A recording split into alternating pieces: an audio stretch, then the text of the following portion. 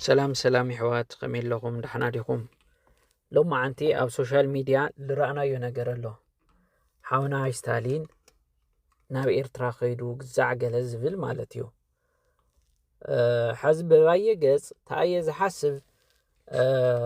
ናብ ኤርትራ ስታሊን ምኻድ ማለት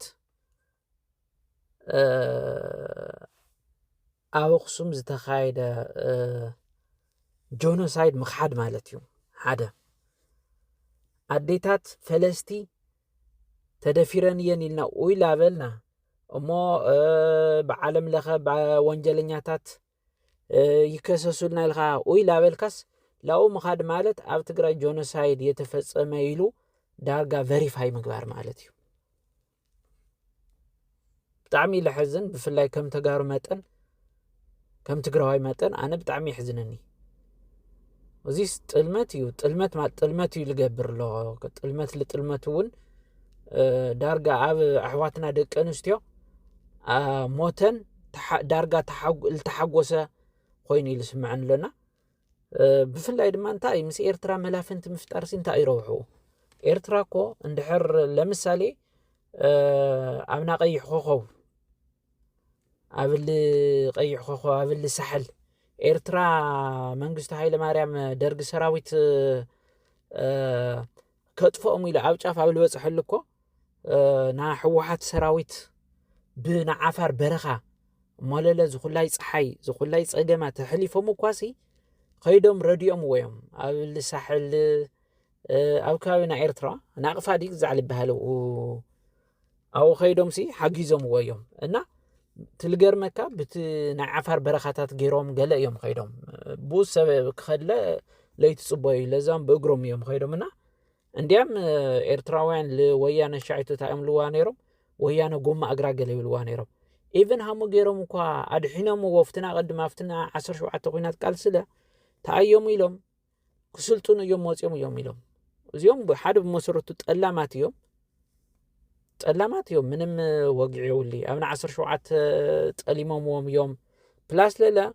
ዝገርመኩም ነገር ኣብና ጣልያን ውግእ ለኮ ኤርትራውያን ተሳቲፎም እዮም ታይ ሓቂ ልምዝራው እኮ ኦልሬዲ ናይ ጣልያን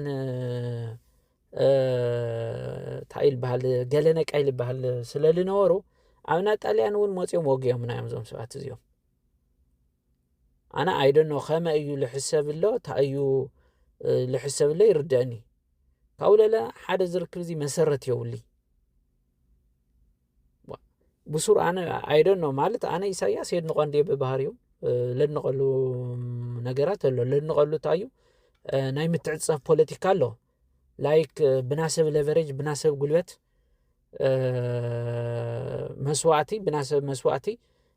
ኤርትራ ሓራ ክወፅ ስለ ዝደልዮም ዝገብር ዘሎ ኣይደኖ ናተጋሩ ኢሊታት ታይ ዓይነት ድጋም እዩ ተገይሩሎም ኣይርደካይ ሓደ ቶም ጋዜጠኛታት ኢልና ንምክሐሎም ለለና ናይ ሕወሓት መጫፍርቲ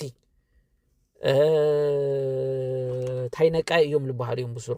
ብሱሩ ለህዝቢ ትግራይ ሲንታዮም ኦልሬዲ ብሕወሓት ስለልድጎሙ ለሕወሓት ለገልግሉ እዮም ብፍላይ ሃይለ ወላይ ዲ ተወላይ ስታሊን እዚኦም ሲ ናይ ቂጥ ነቃይ ዲ ግዛዕ ነቃይ ልበሃል ኣለዎ ዶ ውታፍ ነቃይ እዮም እዚኦም ስለዚህ ሲ ኣነ ስታሊን መኻዱ ካብ ብቅድሙ ለሓደ ፓርቲ ለገልግል ነይሩ ስቲል ሕዝውን ለፓርቲ ለገልግል ኣሎ እምበር ኣነ ለና ኢትዮጵያ መንግስት እኳ ማክሲማም ኤርትራ ኣነ ስትራቴጂክ እንትኑ ብጣዕሚ የለንኮ ምክንያቱ ታይል ገብር ለምሳሌ ና ኢትዮጵያ ካተሪና ወያነ ጸላቱ ነይሮም ስለዚህ ታይ ገይሩ መላፍን ተፈጢሩ ጽምዶሲ ከዚ የኾነ ታጽምዶ ትብል ቃል እንትን ስለልኾነት ያን ቤት አሊያንስ ታጽምዶ ንብላለናሲ ምስ ኢትዮጵያ መንግስት እውን ነይራ እያ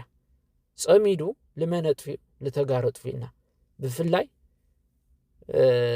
ልደቀ ኣንስትዮ ተጋሩ ወግዕ ይውሊ ለፈለስቲ ታሪክና ግዛዕናሲ ዳርና የሪና ካውዚ ዳር ኻሪኻ ገናሞ መልክዕ ለይ ትሕዝካ ላብ ሕጊ ለይ የቕረብካስ መላፍንቲ ጽምዶ መላፍንቲ አሊያንስ ልበሃል ሲ ኢትስ ፖይንትለስ ሶ ታይና ክንብል ደሊና በተለይ ተጋሩ ክንነቅሕ ኣለና ከዚ ብፍላይ ኣውዝና ከዚ ለሎ ነገራት መንእሰይ ትግራይ ህይወትካ ድሕን ካሊእ ምንም ነገር የለ ህይወትካ ክትድሕን ኣለካ ርኢኻያ ቅድሚ ከዚ ተሰውኡ ለኤርትራ ዳግማይ ፀላኢና ከይኾን ኤርትራ ለይኾነ አክቹዋሊ ለሻዕብያ እዩ ህዝቢ ምንም የገብረን ህዝቢ እውን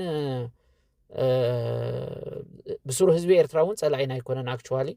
ህዝቢ ፈታዊና እምበር ፀላኢና አይኮነን ግን ስርዓቱ ውለሎ ሻዕብያ ግን ፀላኢና እዩ ብስሩ ታሪካዊ ፀላኢና እዩ አምዛ አንተ ወለልኮ አብና ጣልያን ተሳቲፎም እዮም አብና ጣልያን ለኢትዮጵያውያን ኮይኖም ወቂዖምና እዮም ካልኣይ ድማ ኣብ ናቕፋ ከይዶም ክሕግዝዎም ኣብዛ ቀይሕ ኮኸብ ትበሃል እውን ኣብኣ ተመጣጢሮም ለሻዕብያ ክድሕኑ ከይዶም ወያነ ተጠሊሞም እዮም ኦልሬዲ ላውሉ መፁስ ለኣና ከድሕኑ ለይኮኑስ ለዋዕሎም ክስልጥኑ እዮም ኢሎም ልጠሎምና ሰባት እዮም ኢቨን ኣብዝና ኤርትራ ለርኢናዩ ኢና ተጋሩ በህመይ እንታይ ዓይነት ግፍዒ ጉልባብ ገይሮም ከም ዝተባረሩ ነስታውሲና ካብኡ ብልበለፀ ድማ ታሪክ እውን ይቕረለ ይብሎ ብፍላይ ህዝቢ ትግራይ እውን ክርስዖን ይቕረ ክብሎ ዘይኽእል ድማ ግፍዕ ሓሊፉ እዩ ስለዚ አይደኖ ማለት ተጋሩ ማለት